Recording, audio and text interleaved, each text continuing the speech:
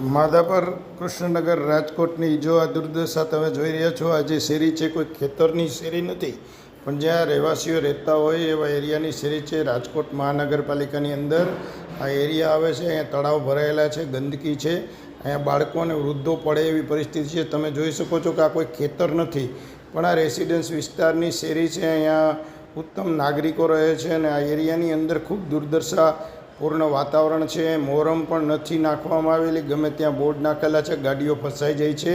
આ માધાપરની દુર્દશાની પાછળ જે મહાનગરપાલિકાની ઘોર જવાબદારી છે અને કોણ જવાબદાર વ્યક્તિ છે એની ઉપર શાસક પક્ષ પગલાં લેતો થાય.